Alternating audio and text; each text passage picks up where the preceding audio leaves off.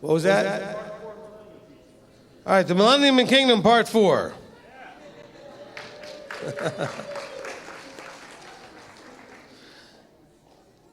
Okay, you live, you die, it all works out, we end up in the kingdom. Okay, we're done.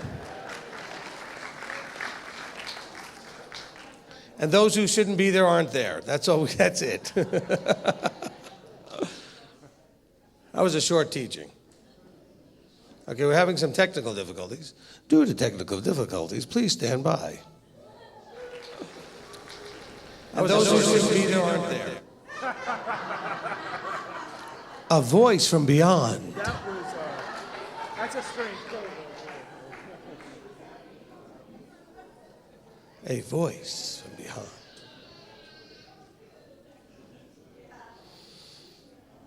It's hard to believe today is Shemini Atzeret. Wow. For some of you, that means the end of the feast. For some of you, it means finally going home and getting some sleep. I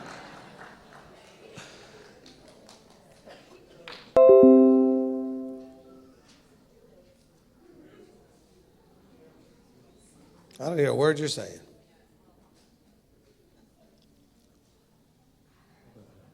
I can hear you now. Okay. Do you want to test it now?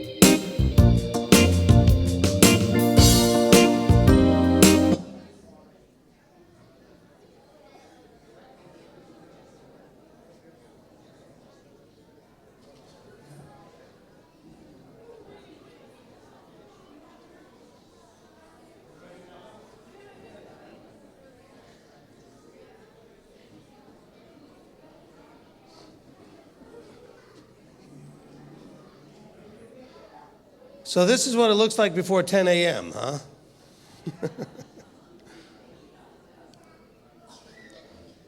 Looks kind of dark for 10 a.m. Yeah, I'm not sure either. That's why I stay asleep. It's not light yet.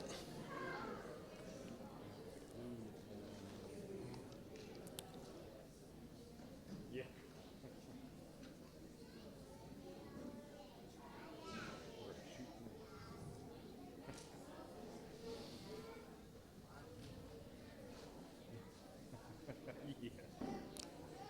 Okay, I'm just waiting. Are we ready? We're good? All right. Boker Tov Yisrael. All right, good morning. Welcome to our last day here of the event. This is Shemini Atzeret, the 8th day. Shh. We're not used to having all the children in here. This is very exciting. Okay?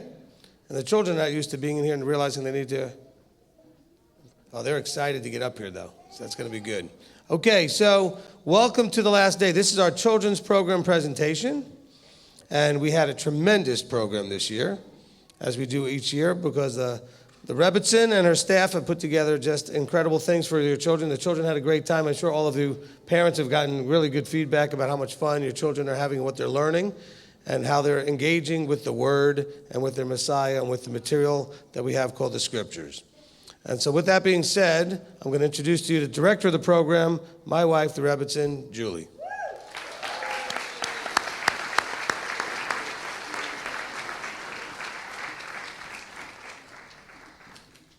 Good morning, everyone. Thank you so much for being here so early. I realize a lot of you are super tired because we've been having so much fun all feast, socializing and getting to know each other and building friendships, and it just makes my heart so happy. But I know we're going to have a good presentation even though we're tired because we're here to do this for Yahweh, correct? Yes. Okay, so I'm going to switch my glasses because I need to see this, and if I can't see you anyway, so I am now Rebbitzin Julie. I'm going to now become Mora Julie. Oh, much better. Okay, so every year I say this, it flies by. This year, just in a blink, it was over. It seems like we just got here. We had the meet and greet, and I talked about the theme for the feast, which was the Beatitudes, and 8 classes or more later, we are standing here today, and we are ready to show all the mishpachah what your children, what your adopted children have done, and we hope that this is a blessing to you. But first of all, I want to thank, and there's going to be so many people I need to thank, and if somehow my brain doesn't operate correctly and I forget you, please forgive me. It'll be included in the title of whoever I'm thanking. So first of all, I want to thank my husband because this was his vision, that we do something for the youth, because we believe in the verse that says, train up a child in the way they should go, and when they are old, they will not depart from it. And that's Proverbs 22:6. And so we try to live up to that admonishment in the YMTOI program. I want to thank all my teachers who have selflessly given of themselves to serve each and every day at this feast. And because we had so many children, we had to incorporate a lot more helpers. And my teachers are Ms. Maura Stephanie, and then her helper was Tamara Wyatt. My helpers, and I needed them desperately, I have Maura Yesenia, Maury Wayne Brown, okay, and then for Katan Alif, I have Maura Sarah Beth Ott, and her co-teacher was Maura Jill. And then they also had a woman who stepped in who served unceasingly, and that's Chris Ann. Thank you so much.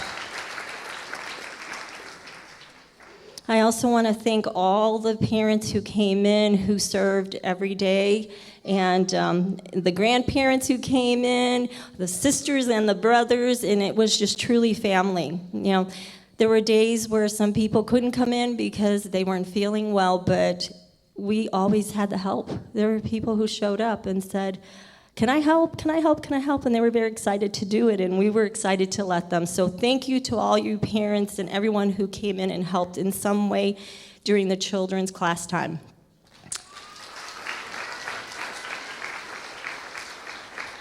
I next want to thank all the men and women who stepped in to help with the activities and the playtime after class for the Katan Alif and Bet. My main team was Joshua Hamer and Gary Flint.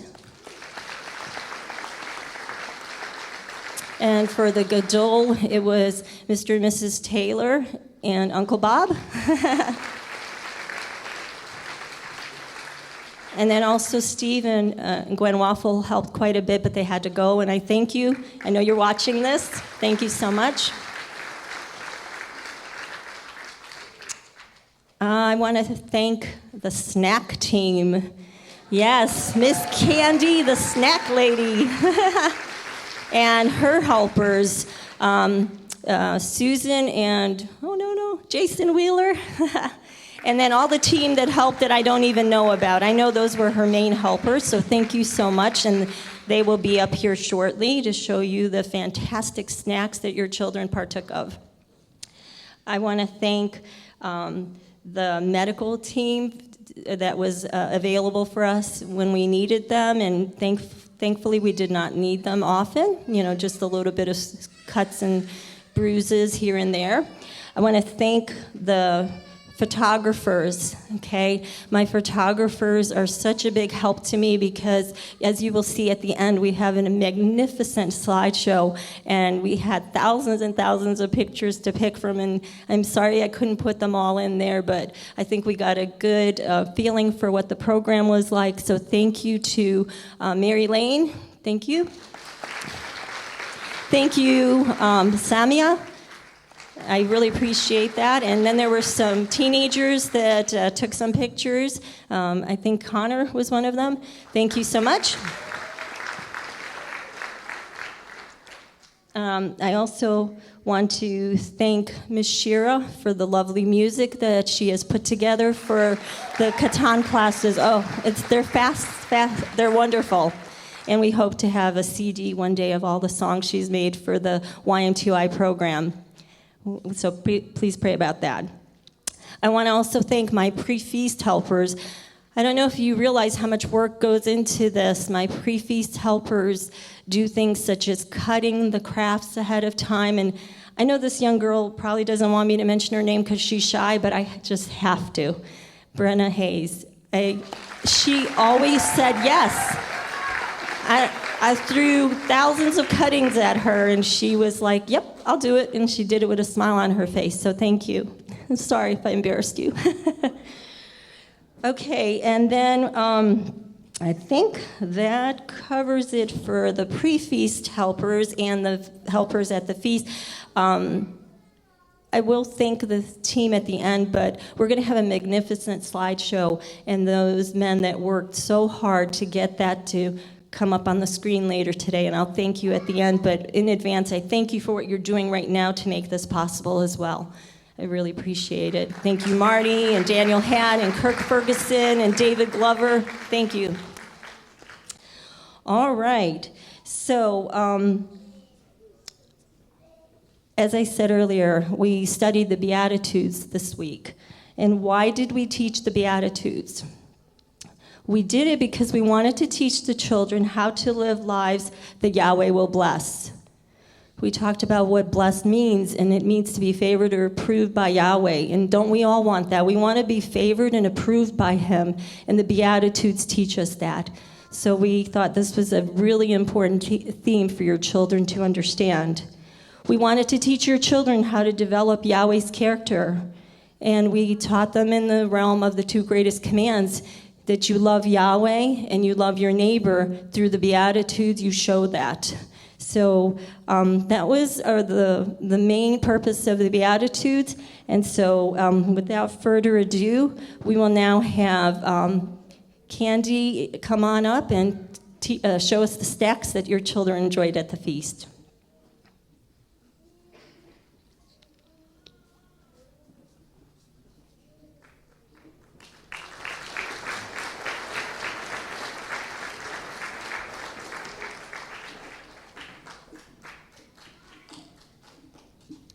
Good morning.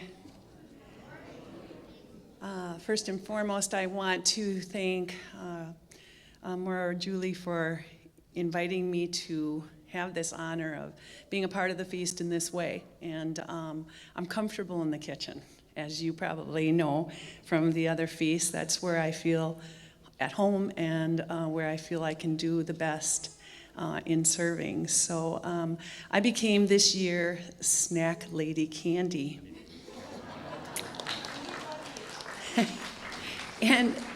And behind me, I had, I seriously, although I'm up here saying I'm snack, I have my snack team that none of this could have happened without them. And from the things we needed to make before we came, you're going to see the large cookie in the beginning was Jason, who made them at home and brought them with and carefully packed them so they wouldn't break. And so, it started off just really well, but your children are amazing. What a gift it was to be at dinner and have a little child come up to me and go, "Are you Snack Lady Candy?" and give me a hug, and be so excited about a cookie. So I'm just thrilled that I have this opportunity to help in this way. So we'll begin by, I think we have a picture that will go up here. There's the cookie. Now, as you notice, we have a large cookie and a small cookie. And this was to start off right off the bat to get the kids thinking about attitude. Of course, this was the Beatitudes. But this attitude was a choice they needed to make in that which one would they choose. Now, of course, they all raised their hand, wanted to answer, but that wasn't the point to answer then. It was for them to think about which one would you choose. And that was, they then launched the whole theme off of these two cookies. So which one would you choose? All right, we have the first day, be humble. And some of these that you see that come into the picture, this is going to be a guessing game for you too to watch as they present themselves throughout the slideshow, because you're going to have to figure out too, what does this have to do? Because each one of them does have a part of the story that they were given that day. Be sorry. Well, that's still be humble. There we go. As you notice, our melting bumblebees have a sad face.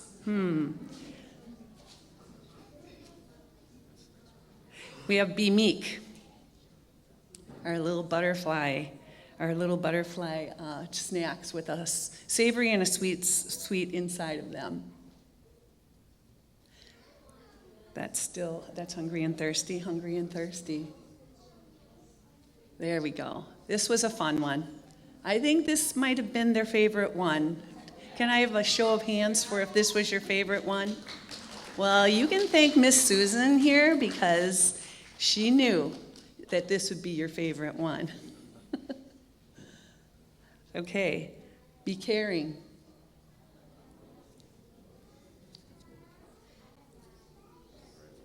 The what? Could be. This is the point, is that there were more than one snack in a day. And so even myself has to remember which ones they were. So that was be thirsty, be caring. There we go, we're still at be caring. Be pure. That might have been peacemaker.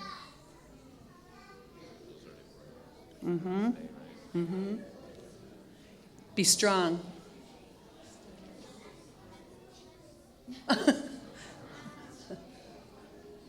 There they go. So you saw a little tidbit of some of the things, and they're going to fit into the whole storyline all together, which you'll figure out as you see them throughout their presentations. So once again, our team thanks you for letting us participate in this way and being a part of helping your kids learn the attitudes that they should walk through in life, that we've all learned, still learning. Thank you so much.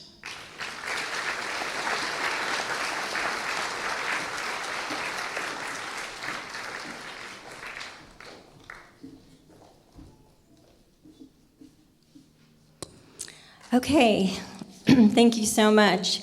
Yes, it was all about learning the attitudes to be. We use that word be a lot, and we made our snacks focus around bees because it has the word be. And I just want to thank my daughter because she came up with the idea of the bees.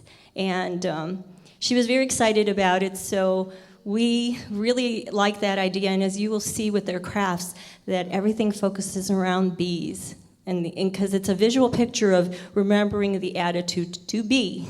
Okay, so speaking of the classes, the Katan class, we gave them the foundation of knowing what the Beatitudes are. Okay, they're the ages of 5 to 8, and we thought they at least should know what are the Beatitudes. So that is the first step, is just knowing what they are. And of course, they learned some about it, but we didn't go into the level that we did with Katan B. In Katan B, we built on that foundation by giving specific verses that show us how to behave toward Yahweh and toward our neighbor. Okay, so when the individual Moras get up here, they'll share with you those concepts that we taught to the children. And I'm sorry about my voice. The Gadol class further built upon these foundations by going into how to apply the Beatitudes in their lives through group discussion. And I have here one of the lessons that the Gadol had. They had to define the terms. So if we were talking about poor in spirit, they defined that. What does that mean? Okay, so define poor, divine spirit, define poor in spirit. Okay. And then they had a comparison. The comparison was the spirit in man versus the spirit of Yahweh. So how do the Beatitudes relate to what our nature wants to do versus the nature of Elohim, which is what we want to strive to become like, which is Elohim. They had verses that they discussed, and I'm sure that Maura David Hayes will tell you about that. Oh, by the way, I don't think I introduced the Gadol teachers, did I? Did I? No. Okay, I'm so sorry. For Gadol Alif, we had Shane. So Shane.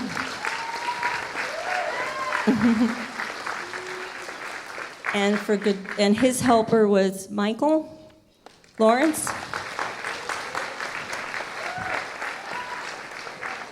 For Gadol Bet, it was Maura David Hayes.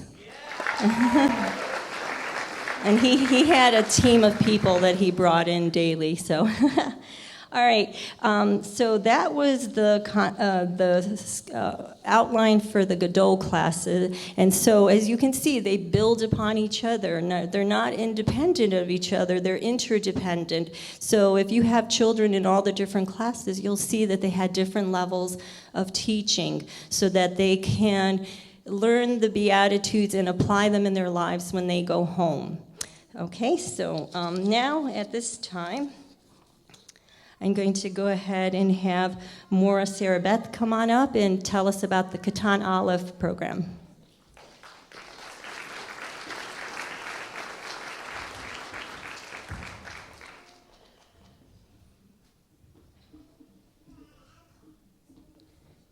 Thank you, Julie.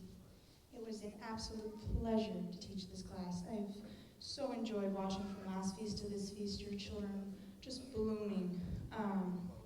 But yes, to get to, I know we have so much to cover, so I'm going to try to be very brief. We had the specific things that we did that was different than the other classes to try to not repeat what the classes are going to talk about. We did, instead of just story time this week, we did skits so that we didn't just sit and stare at pictures. The children were the pictures. And Katan Alif, did you like that idea? All right, so for the poor in spirit, we did a skit on the Pharisee and the tax collector. It was very important for me, for the children, to see the look on the two people's faces. And they had so much fun trying to figure out how to do that. And then for poor in spirit, we did a flower, which has a picture of the tax collector's face on it, so they could take that home and remember what that looks like, to empty yourself. And then for be mourn, or be sorry is how we rephrased it, but for mourn, blessed are those who mourn, we did King David and Nathan the prophet. And they had fun trying to figure that one out. Obviously we shortened it, so it's just like a 2-minute skit. And then we did a sad bee, so they could go home and remember, and it's got be sorry written on it for them, to have a token to remember what we talked about. And then for be meek, we did a story on Yeshua's arrest in the garden, and how Yeshua could have easily gotten away, but he chose to submit his power to the Father and to endure whatever the Father wanted. And they had a lot of fun with that. When I had one of the boys be Yeshua, and he said, "Who are you looking for?" And I said, "Yeshua of Nazareth." And he said, "I am." And they all fell down. They liked that one. And for that one, we had the crafts. A little be meek bee. They really like clothespins. They really like clothespins. And then for hunger and thirst, we did the skit of Zacchaeus and the tree. Now again, I wanted them to see this man who, he was driving to see Yeshua. He was so hungry. This was just what drove him to get what he needed. Any way he had to, even if it was to climb a tree, which we really liked that skit as well. I think they liked all the skits, but there were certain that were more dramatic, so they had a little bit more fun. And then we did a beehive next to a little pond for hunger and thirst. They had a lot of fun painting, and I have to say, Katan Alif did an amazing job following instructions. I don't think anybody got paint on them at all.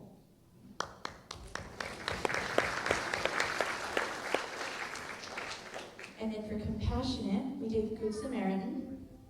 I wanted them to see that stopping and helping and having compassion on someone who's in need.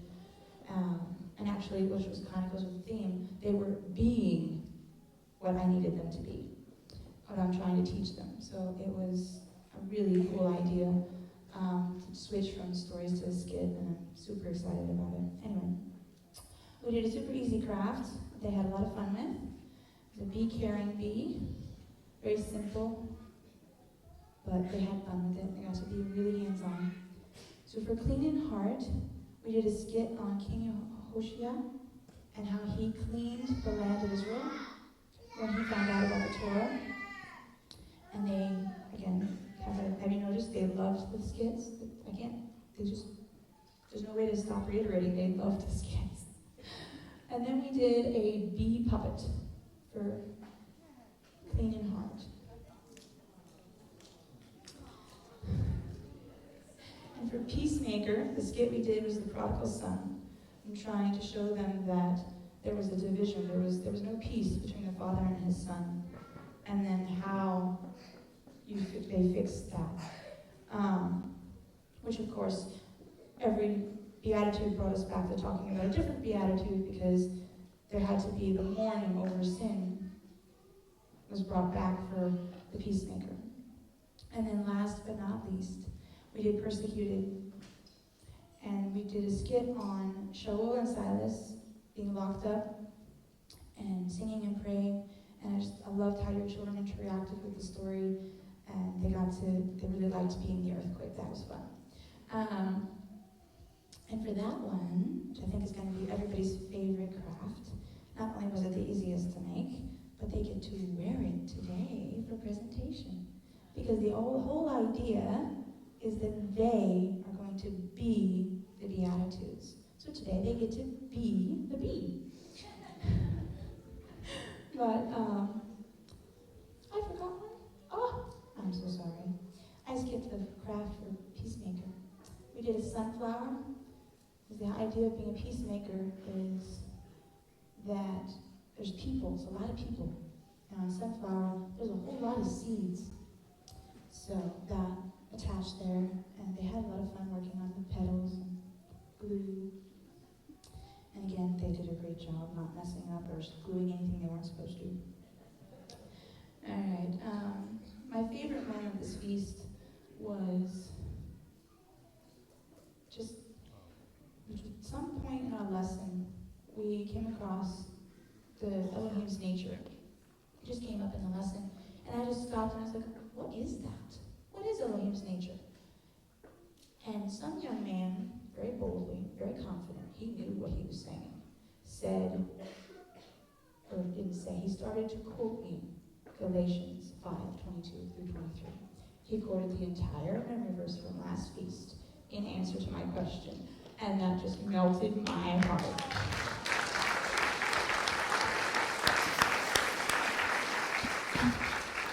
And just briefly, thank you so much to my leadership for this opportunity. It has changed me, and I have learned probably more than the children have, having this opportunity, not only about the word, because you have to know what you're teaching, but also about myself. It has been amazing, and just to get to work with this phenomenal group of people. People got sick, had to cancel on me, and the amount of people that stepped up selflessly with great attitudes and just stepped in. I had to shoo people out of my classroom. It's too many, go away. And it was just beautiful to watch the people interact and work together. I mean, there's been feasts before where we worked together, we did what we needed to do, but this felt like family, a team, everyone pulling together. And it was just the best feast ever. Thank you.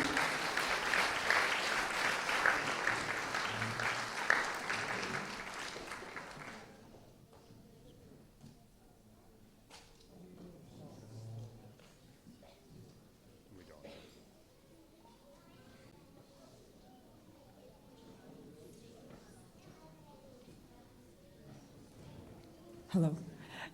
The Katan A children are going to be giving us a presentation.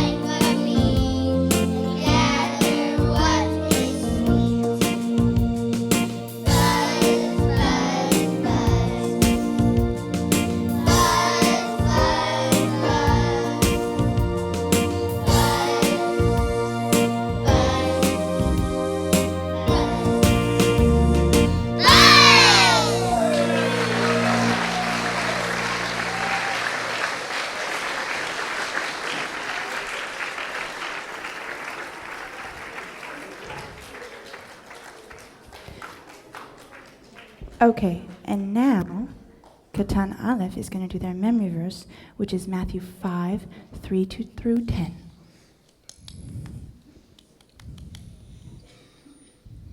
Blessed are the poor in spirit, because theirs is the reign of the heavens. Blessed are those who mourn, because they shall be comforted. Blessed are the meek, because they shall inherit the earth.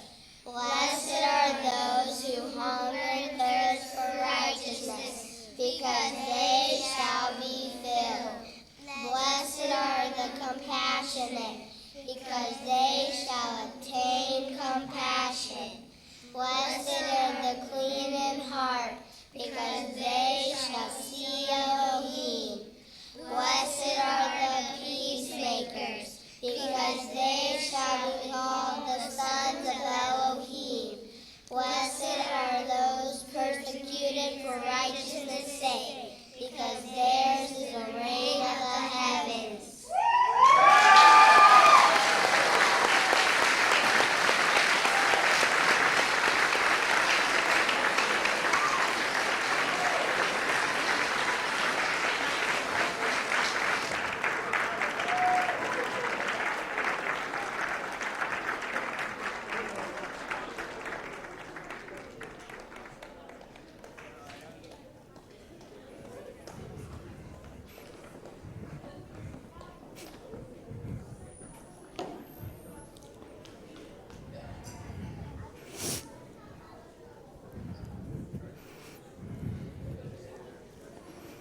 I don't know how you follow something so cute.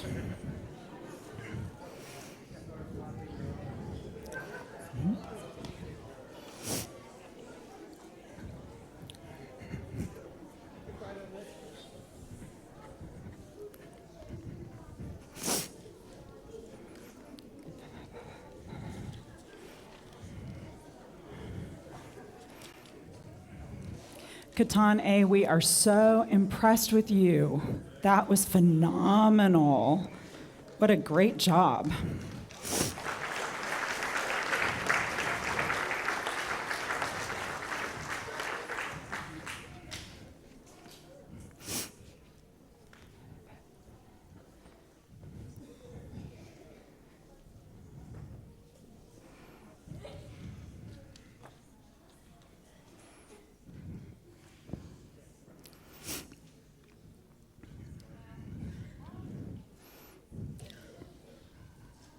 Ready? Okay.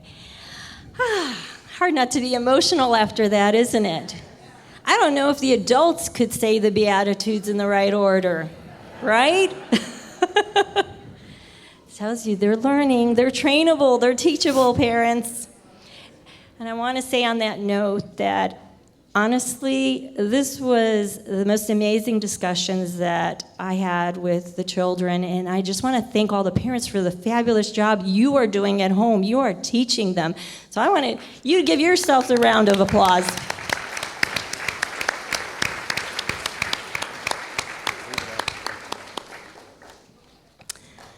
Okay, so now I'm going to talk about what the Katan Bet classes did. This year, we had 32 students in the Katan Bet, and I finally said to myself, I don't think I can handle that many kids.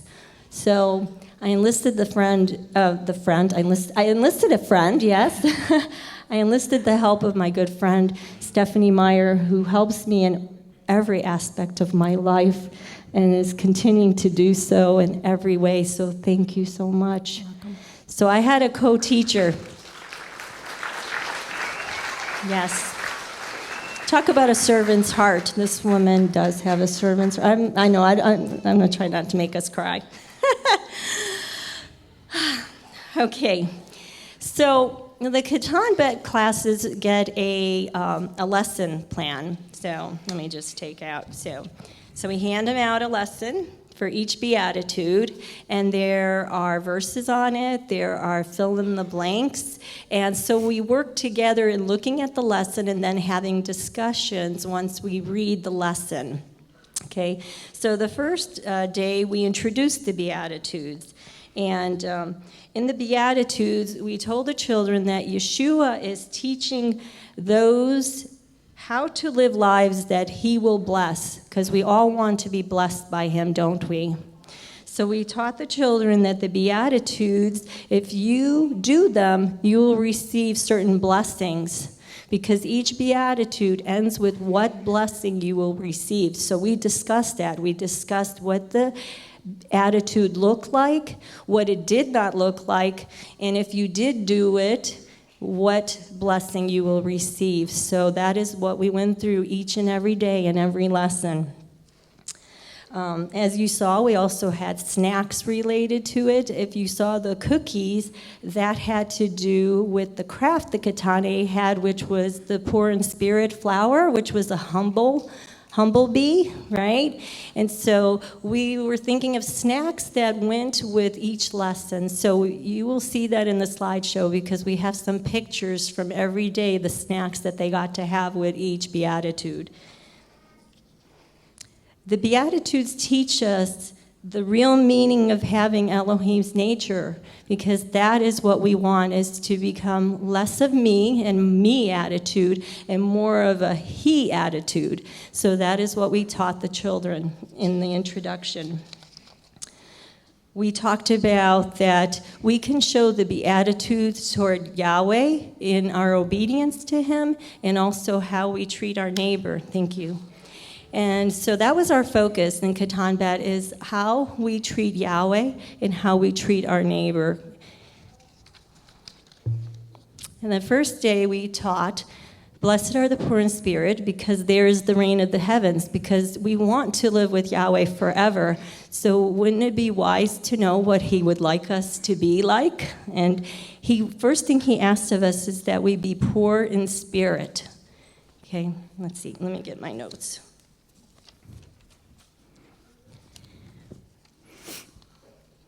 We taught the children that it's important to when you first recognize Yahweh, is that we empty ourselves. It's getting rid of the me attitude so that he can fill us up. We taught them that don't be prideful. Part of being poor in spirit is not to be prideful. So that's why we came up with the shorter version of be humble. And then, let me see here.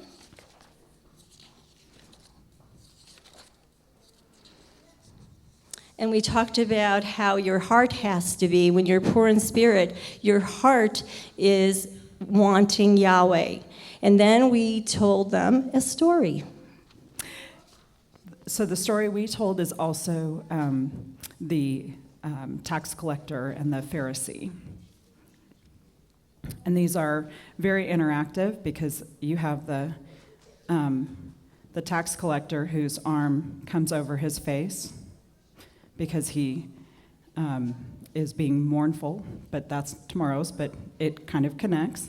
And then you have the Pharisee who's dropping his coin into the box and feeling quite prideful with his head up.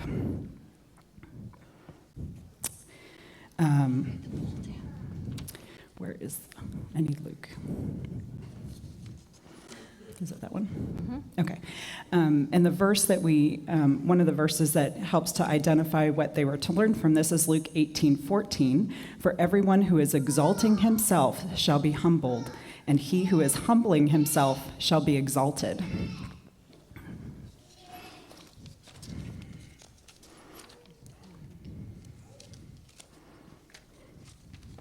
On the second day, we focused on blessed are those who mourn, because they shall be comforted.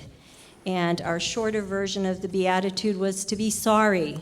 We talked to the children about this mourning is a result of realizing that when you make a mistake, and as an adult, when you're sorry for your sinful nature, that you should be sad about it. You should, because you severed your relationship with Elohim. And when you cry about it and realize that I don't want to have no relationship with Yahweh, I want to have a relationship with him, he will comfort us. We showed the children verses about Elohim being our comforter, especially in the Psalms. There were so many verses in the Psalms that King David wrote about who his comforter was.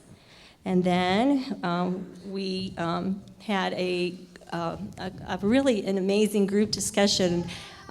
Is Aeneas here? Oh, okay. Well, hopefully he'll watch this. We were asking questions about, what does mourning look like? And he raised his hand and said, well, didn't we just do Yom HaKippurim?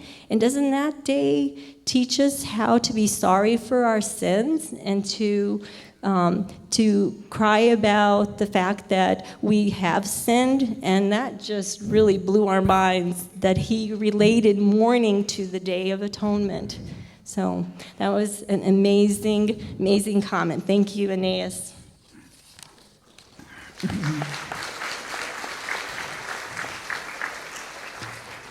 And then we taught them 2 stories.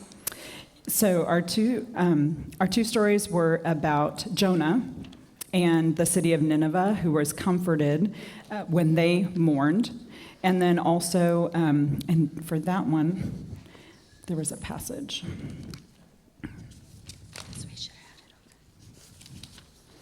It's back here. There we go. So once Jonah reaches Nineveh and sends Yahweh's message, what do the men of the city do? Just like Mordecai did.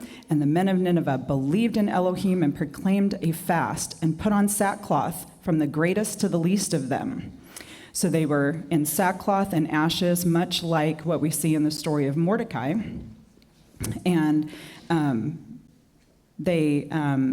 they let each one turn from his evil way and from the violence that was in his hand, and they turn around towards Yahweh. And so what we did is we did a notebook page of Mordecai and mourning.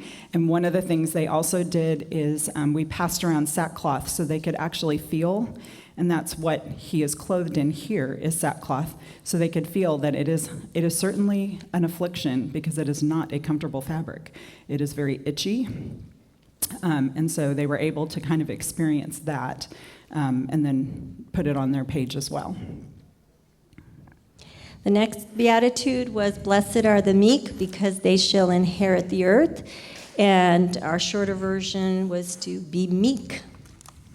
And we talked about the word meek, that it doesn't mean someone who is timid or shy, but actually it means someone who has strength under control. We taught them that it is not weakness, but strength under control.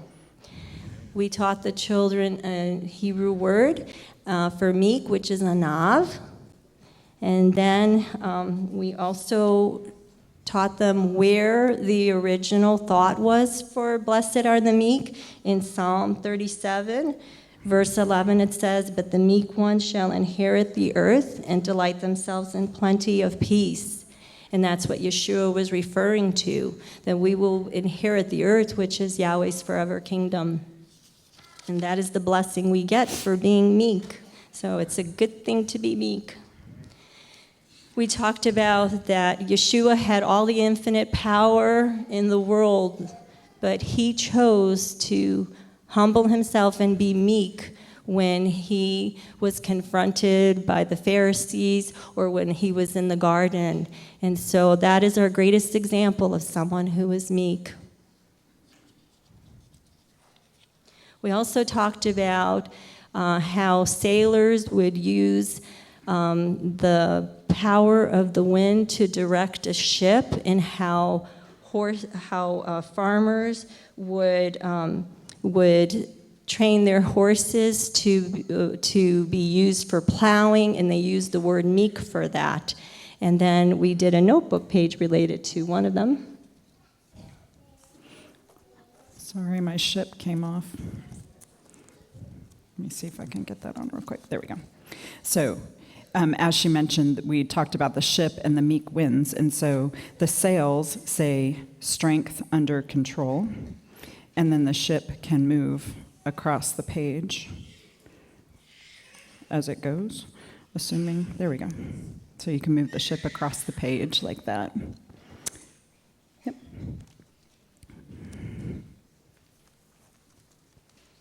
I also taught the children that the two greatest examples of meekness was Moshe and Yeshua, as I said earlier. Moshe, we used the example of when his sister and his brother approached him and questioned his authority, and he could have treated them very unkindly, but he chose to show strength under control, and he let Yahweh do what he needed to do. And so that was a good example for the children to learn that Yahweh is in control and he will take care of things if you just submit to him and show meekness. And then, do you have your phone? Second Chronicles, do you have that? Your phone? No. I don't. Okay, that's okay. And then we had Sienna came up with a beautiful verse. So if I don't have my scriptures up here, but it's 2 Chronicles 7:14, and it related to meekness. And I thought that was just so amazing that was a verse that she had in her mind. It's the verse that I'll paraphrase. If my people will humble themselves and come to him, that he will forgive them and heal their land. I'm paraphrasing badly. Yeah. But that's good. the verse in Chronicles. Yeah. So that was just really impressive to us that someone would come to us and share a verse that they had related to the Beatitude. It wasn't in my lesson plan, but she wanted to share that with the class. So, Mom, good job.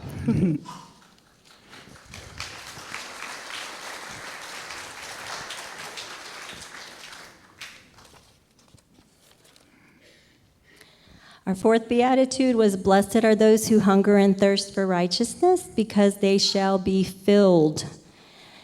And we were talking about those who hunger and thirst for what? It was righteousness. It's not hunger and thirsting for food and water. Although, what was interesting was that Jacob had said, well, the staples of life are bread and water, and so Yeshua fills us with the staples because he is the bread of life and he gives us living water. So I thought that was amazing that he connected that to your physical staples of bread and water.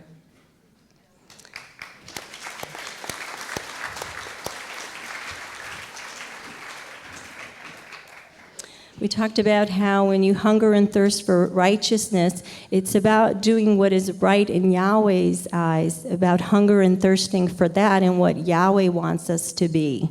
And we read verse Psalm 119, 137, which told us, "Righteous are you, O Yahweh, and your righteousness is righteousness forever." We taught the children that Yeshua is the bread of life, which fills up our hunger, and Yeshua gives us living water, which fills up our thirst. So our notebook page had to do with when Yeshua met the woman at the well and talked about that he was the living water. Now that passage primarily focuses on the thirst, but if you look in the passage immediately following after the woman says, this man knows, and she went out to get the others in the village, he sits down and he teaches his taught ones about hunger right after that. So although we didn't go over that in class, he put the two together. So we have the well where the water, and this will actually come up, it'll twist up and twist down. But we also put the bread and the fish, because right following that he did talk about that. So we have both represented on that one. Okay. Our fifth beatitude is, "Blessed are the compassionate, because they will obtain compassion. They will get it back." We talked about one of Yahweh's 13 attributes is compassion. He actually tells us that he is compassionate. We read verses that told us to be compassionate, and there were a bunch of verses. So parents, if you get a chance to look at your children's lesson plan, you can read them as well. We taught the children the Hebrew word for compassionate, which is racham. And it was related to Hosea's children. how one was named Lo Ruhama, which means no compassion, but that Yahweh desires to give us compassion, and he will do that if we have the right attitude.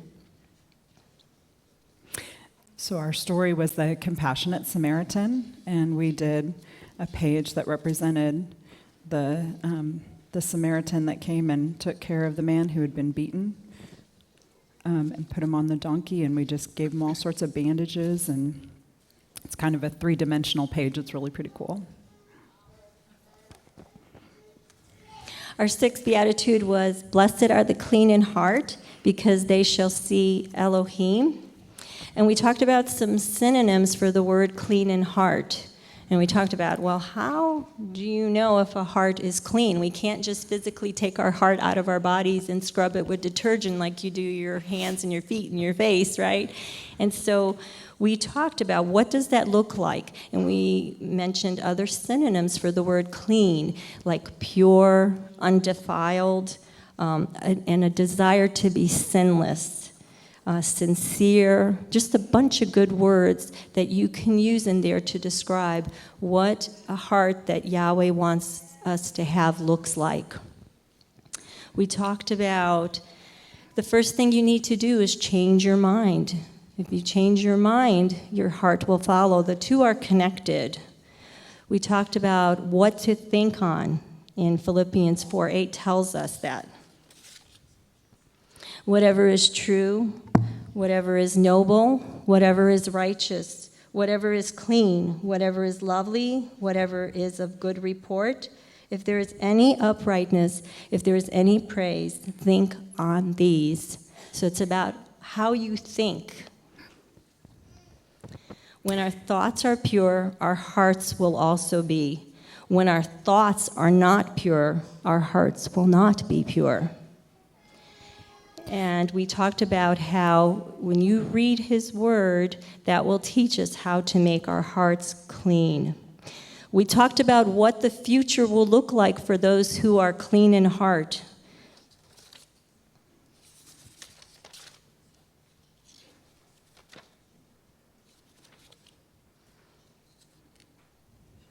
In Ezekiel 36:26, it says, "And I shall give you a new heart, and put a new spirit within you.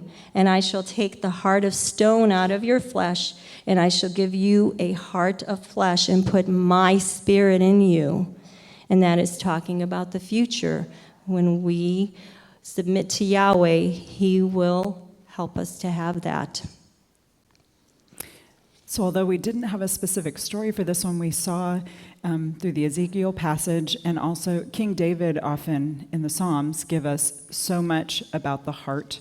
And so based on Psalm 51:10, create in me a clean heart, O Yah, and renew a steadfast or a right spirit within me.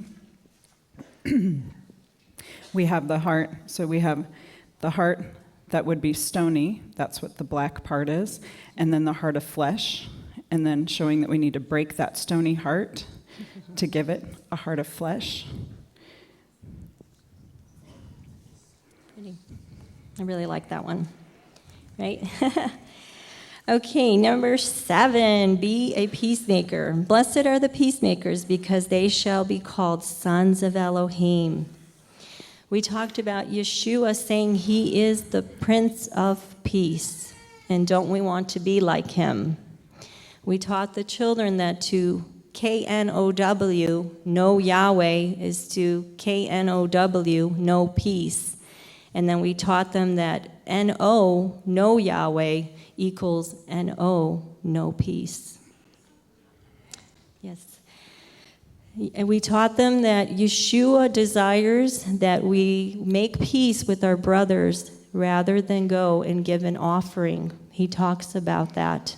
He always desired that we have peace and a sinless life than all the sacrifices in the world.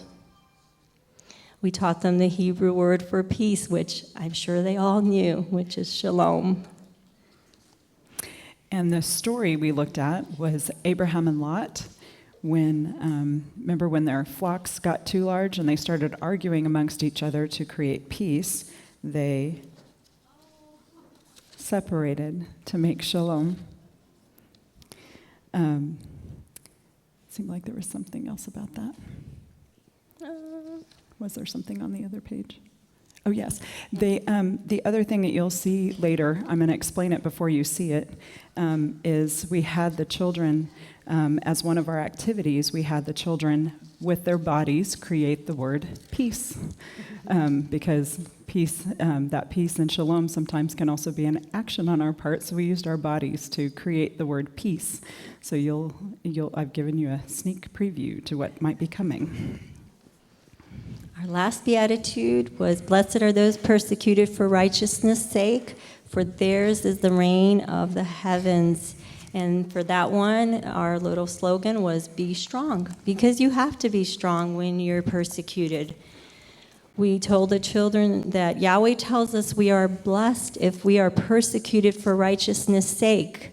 So sometimes they may not feel good if you get persecution from your friends, from your relatives, from anyone. But Yahweh promises that we are blessed for going through that. We looked at what the prophets went through and all the suffering that they did to promote Yahweh's word, and they still were blessed by Yahweh. We looked at Yeshua's suffering. Even Yeshua had to suffer persecution and then ultimately death. And he is blessed, and he blesses us through that. At the end, we looked at, we asked the children a question. What do you do when someone treats you meanly?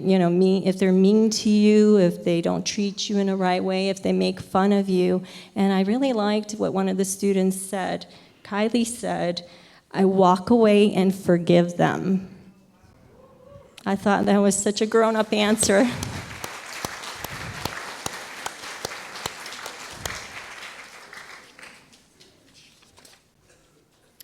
So our story was Shadrach, Meshach, and Abednego. And so we have the statue that they were to bow down to, and of course they refused to bow. And so the king was going to try to get them to bow, but they refused to bow because they were being obedient to Torah, which is precisely what Yahweh asks of us, is to be obedient to Torah and to bow to no other Elohim. Amen. Last thing we told the children in our lesson was that as the children of Israel were about to head into the promised land, and Moshe was about to turn over the leadership to Yehoshua, he said to him, "Be strong and very courageous." And that is the beatitude, is to be strong when you suffer persecution. And we also sang, Hazak, Hazak, Lenith Hazak. It was so beautiful that the children knew it. So thank you, parents, for teaching your children that, because that is one of the songs you sing after every book of the Torah is finished. And if you do Parsha Pearls, you'll see that every book of the Torah ends with that song. One thing we did was we showed the children how the Beatitudes build upon each other. Okay, and I'm going to read you something that's in my lesson because I'm not going to remember it. Okay. We first come to Yahweh with a humble spirit, wanting to rid ourselves of a me attitude, that is poor in spirit. We realize that we made mistakes by not keeping his Torah and are truly sorry for our actions against him. That's when we mourn. Our attitude demonstrates to Yahweh that we want to be meek and submit to him. We then dig into his word to know what is right and wrong and fill our hunger and thirst for righteousness. When we study his word, we will become more like Yahweh, which is righteous. We will become caring to others, have hearts that are pure, and be peacemakers. However, because of this, we may be treated very unfairly and even face persecution one day. Yahweh tells us that we will be blessed, favored, or approved when we go through this. But Yahweh knows we can do it because we are now strong. And this is the type of person Yahweh wants to live with forever.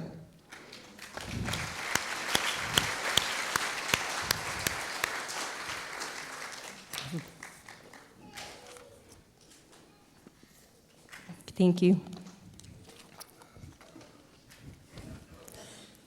Katan Yes. B1 needs to come on up.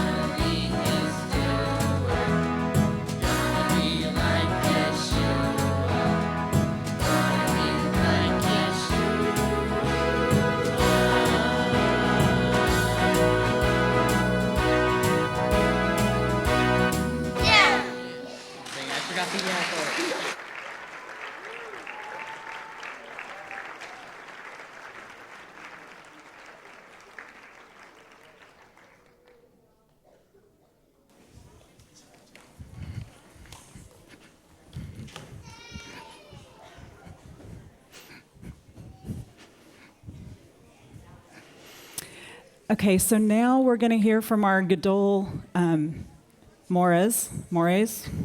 So More Shane, if you'll come on up and share with us what happened with Gadol A.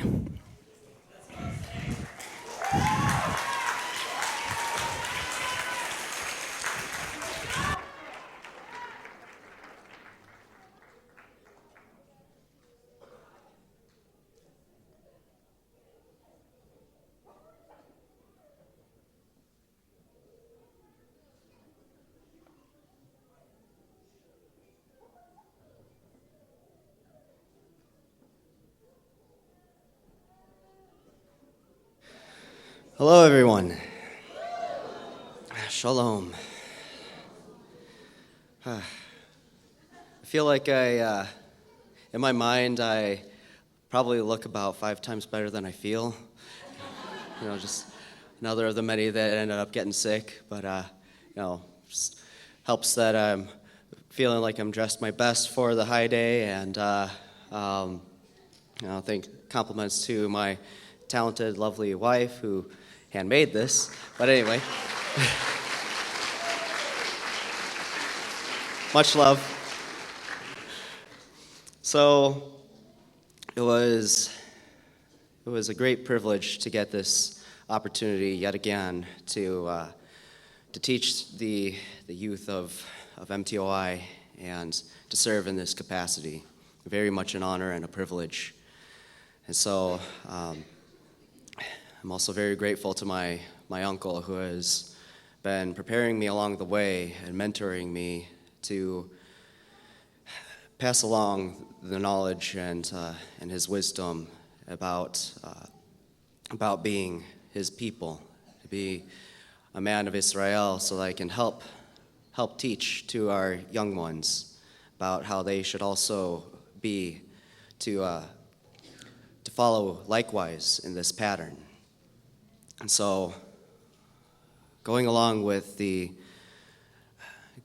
material of the Beatitudes, we've gone over the different attitudes, like to be humble and to focus on the different definitions of what does it mean to be humble, and to compare that against how it is that mankind tends to be versus how it is that we are supposed to be in humility to be his people. And then to link as well these different attitudes with the other attitudes on the list, like, say, for instance, the connection between being humble and being meek, and also drawing out that it is not possible to actually have any of the attitudes if you are the opposite, if you are lacking any one of the other ones. For instance, is it possible, I asked this question to my class, is it possible that you be humble while you are yet unforgiving? I asked this question to my class and gave them the opportunity to give feedback, gather their thoughts about what does that mean, and is that actually possible? The consensus was that no, it's not. They answered well, and that it's not possible. And I asked them, so why can't you be? Why can't you be humble, or why can't you be meek if you are unforgiving, or if you are callous, if you are impatient?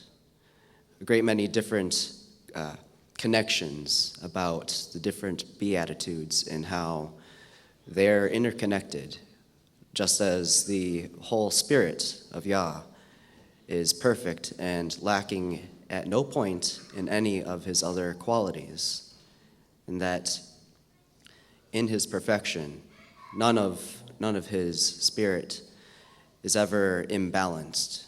And likewise, we are to be as he is. And drew out that, helped to pull out some discussion and thoughts from them about why is this? Why is it that you can't have one while you are in the opposite of any of the others?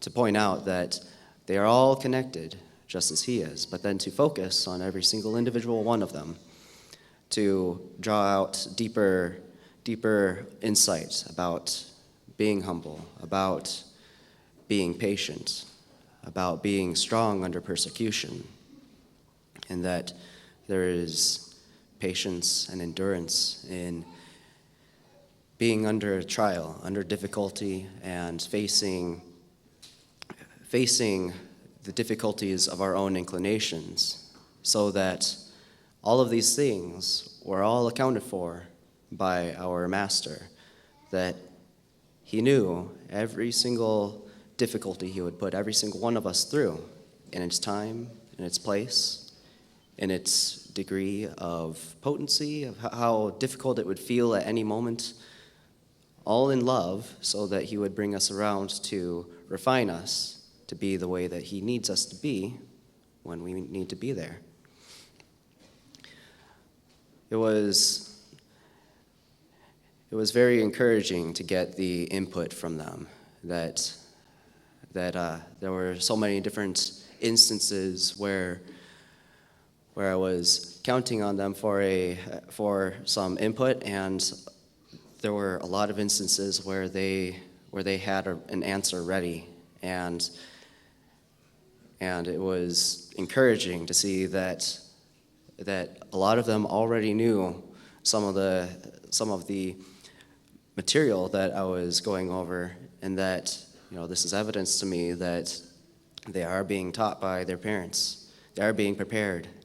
So this is, it very much warmed my heart, every one of those instances. Yes, there were many where they were all so tired. I was too. And it was, especially in the mornings, it took a little bit more to get some traction. Yeah, but I was also understanding, me too.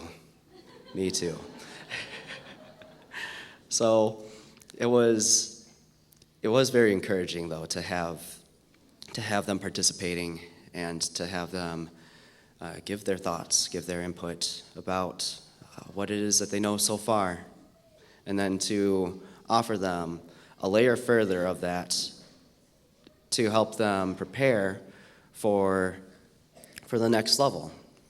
This being the Gadol Alif class.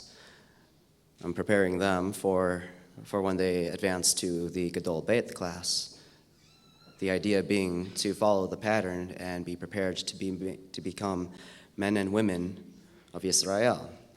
And so, it was an honor and a privilege to get to play this part in their development, to help them along in this process as they make their way to become part of the kingdom of Elohim.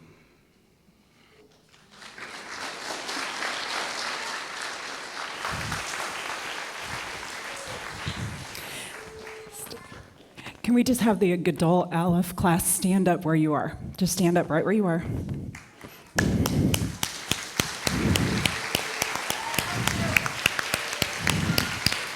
Okay, you can sit down. Thank you.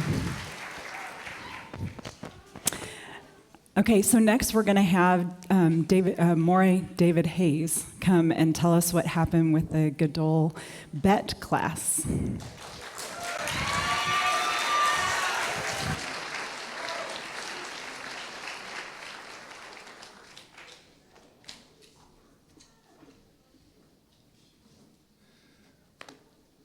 Well, as far as having the easiest job of all of them, I had it.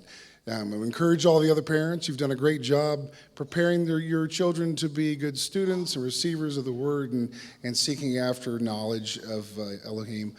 But and I also like to definitely thank all the Katan teachers who put the effort and the work into developing them and giving them the curriculum necessary to be able to understand, handle the matters in a meaty fashion, be able to contend with these things and to want to know more.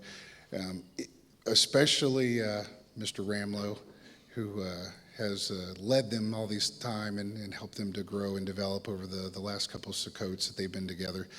And we actually had the opportunity to blend the classes together, at least twice.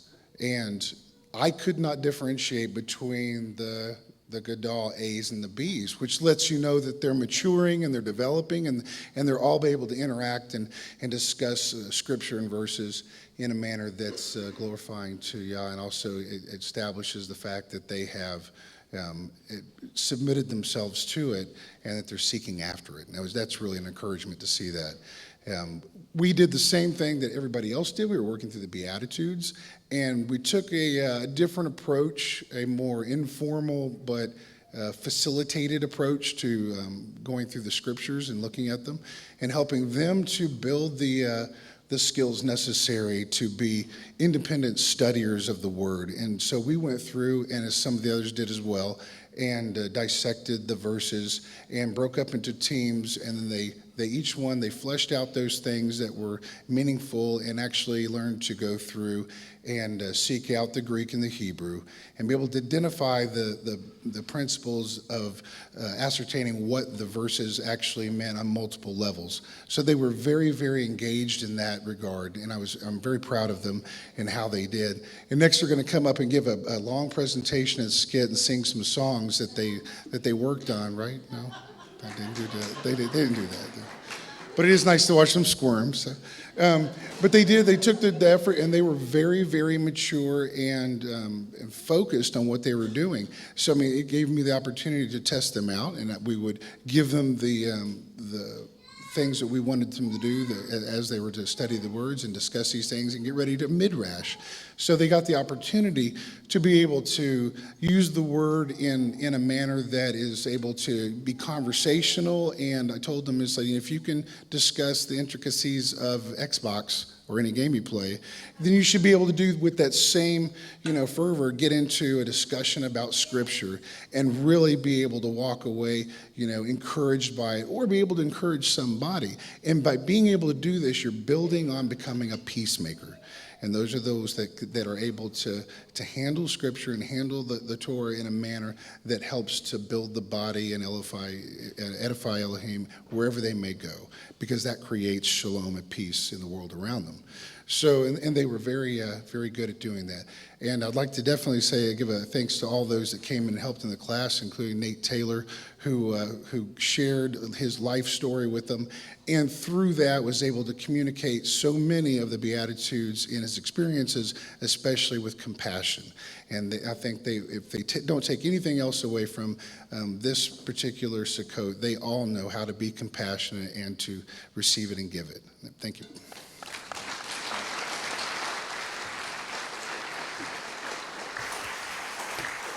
Again, Gadol Bet. Stan, if you participated in the program.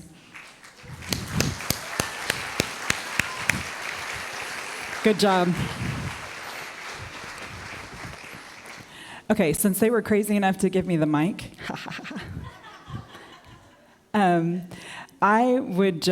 know that Rabbi already introduced her and already said what he has to say, but being someone who works so very closely with Rebitz and Julie, I just have to tell you what a heart she has for your children, how she wants to truly mold them give them all the information they need to really be the kind of people that Yahweh wants in his kingdom. She wants nothing more than for your children to be accepted and hear, well done, good and faithful servant.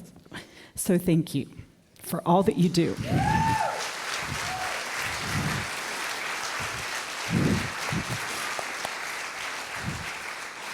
Okay, so I know all of this was fun and interesting. I know it was really cool, but this is the part you've all been waiting for, because this is the visual representation of what your children, your grandchildren, your children in the faith have been doing all week long. Please enjoy.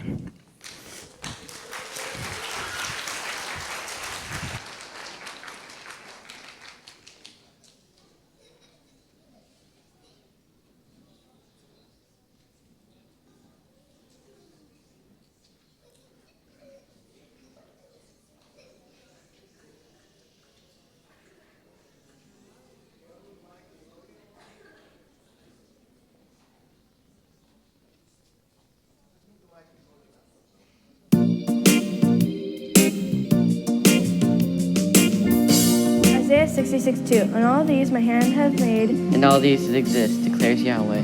Yet to such a one I look on him who is poor and bruised of spirit, and who trembles at my word. Psalm 34:18. Yahweh is near to the brokenhearted. He saves those whose spirit is crushed.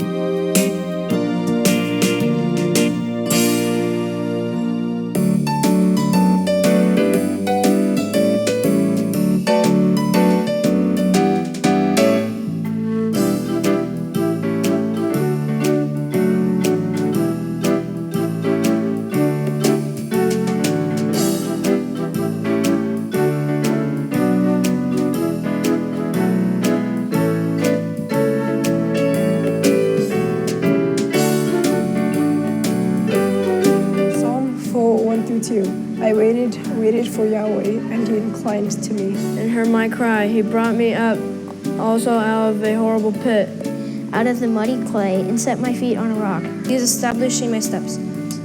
2 Corinthians 1, verse 3 through 5. Blessed be the Elohim and Father of our Master Yeshua Messiah, the Father of compassion and Elohim of all comfort, who is comforting us of our pressure, enabling us to comfort those who are in every pressure. Though the comfort with which we ourselves are comforted by Elohim.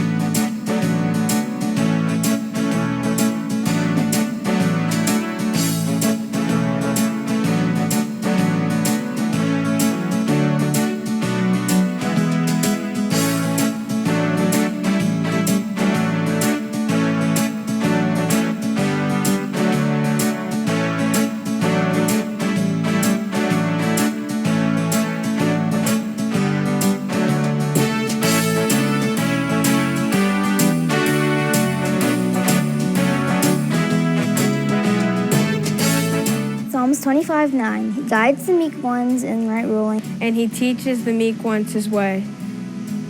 Zephaniah 2, verse 3. Seek Yahweh, all you meek ones of the earth, who have done his right ruling. Seek righteousness, seek meekness, if so be that you are hidden in the day of wrath of Yahweh.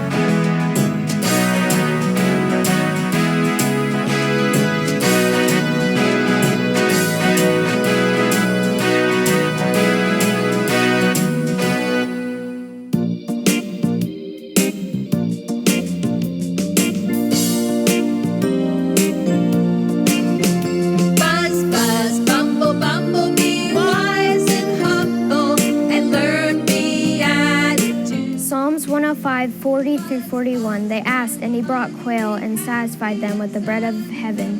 He opened the rock and water gushed out. John 6, 33 through 35. For the bread of Elohim is he who comes down out of the heaven and gives life to the world. So they said to him, Master, give us this bread always. And Yeshua said to them, I am the bread of life. He who comes to me shall not get hungry at all, and he who believes in me shall not get thirsty at all. And learn Beatitudes. Buzz, buzz, honey, honey, be happy and sunny, 'cause you're doing Beatitudes.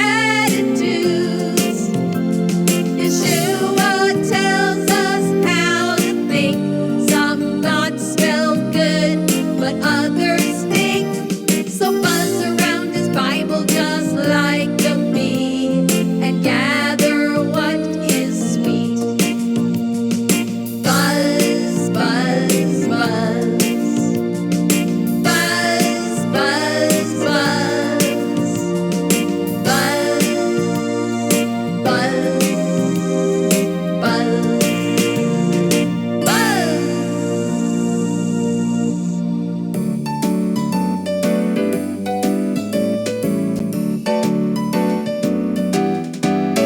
My tummy loves ice cream with fudge on top. When I smell fried chicken, I lick my chops.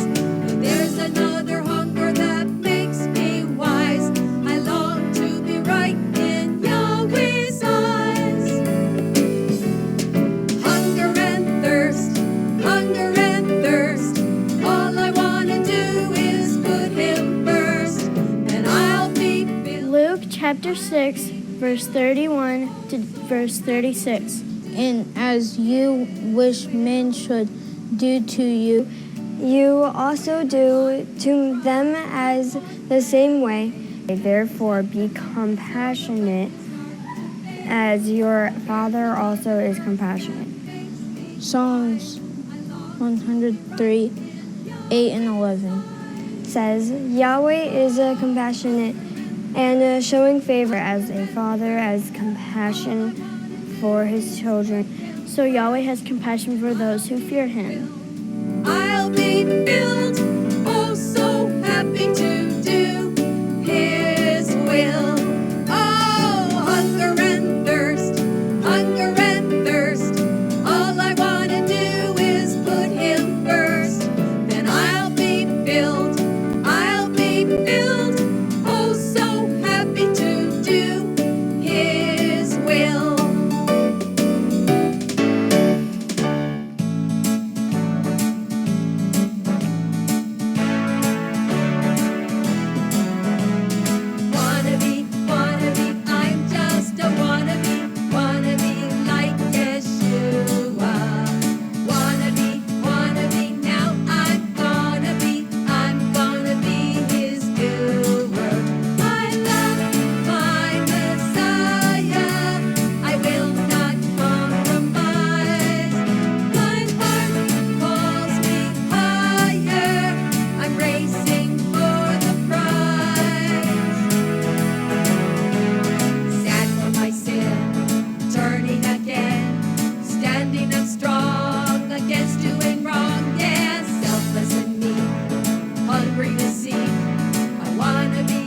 by Psalms 51:10 through 17. Create in me a clean heart, O Elohim, and renew a steadfast spirit within me.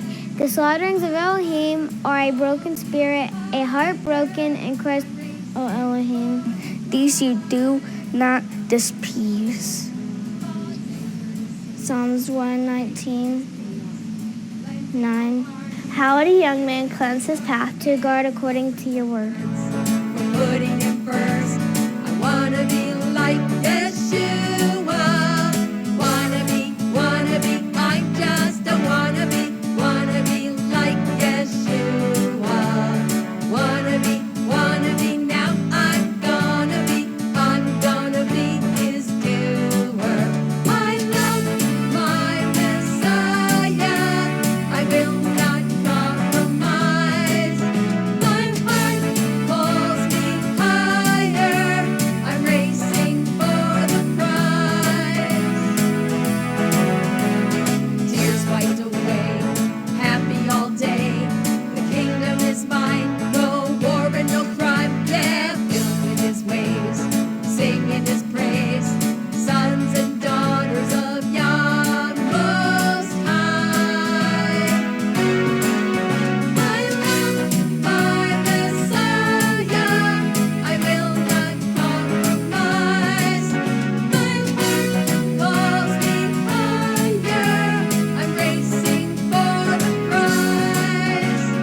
Wanna be, I'm just a wanna be like Yeshua. Wanna be, now I'm gonna be his doer. Gonna be like Yeshua. Gonna be like Yeshua.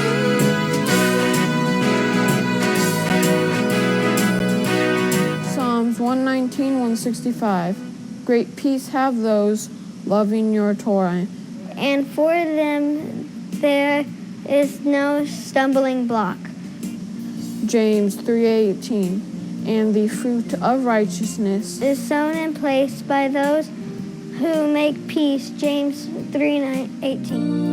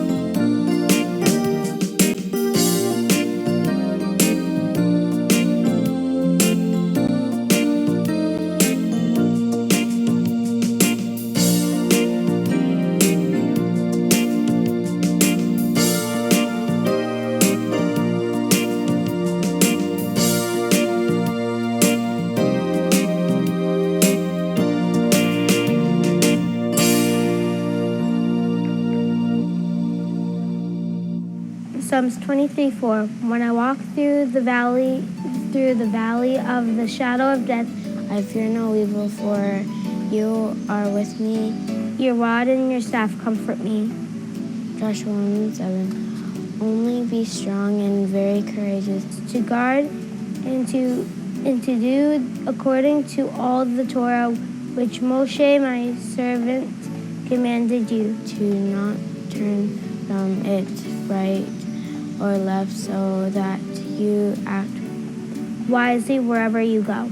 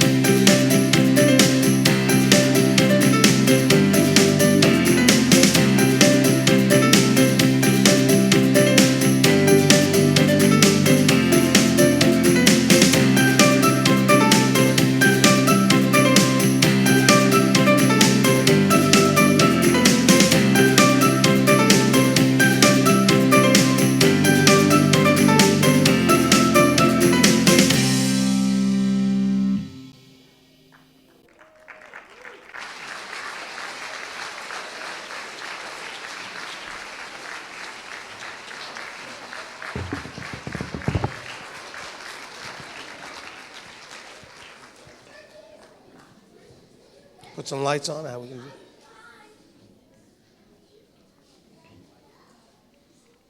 do?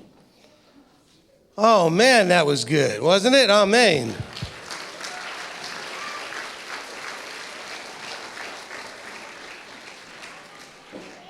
Wait to get the right camera going here.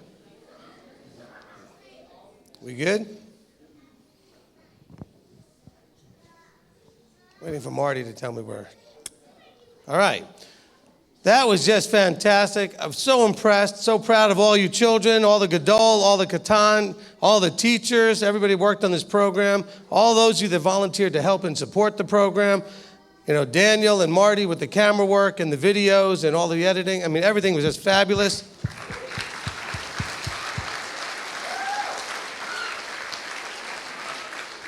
And I left one person out because I got to give myself a big prod that I got to do a lot to get Shira's album made.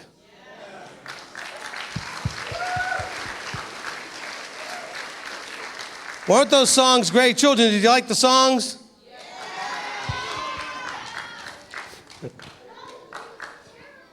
All right, awesome. All right, well, listen. It's another year we've gotten under our belts here, and it's the thing that really moves me is not only to see the children engage with each other and engage with the material, but also to see that the children have been coming for a few years now and seeing them move up from Katan into Gadol, and some of them are getting ready to even go from Gadol into coming into the main room where I'll get to see you every time when we do the sessions.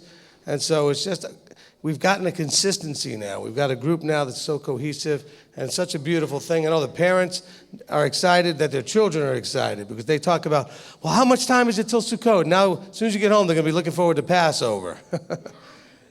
Children, you looking forward to Passover? Yeah! All right. Excellent. Okay, well, that's going to conclude our program for the morning. It does leave us with a little bit of time between now and lunch, but that'll give you a little bit of time to enjoy each other's company and as you prepare for the afternoon. It is Shemini Atzeret. Don't forget, it is a holy day, so the holy day rules are in effect for the rest of the day.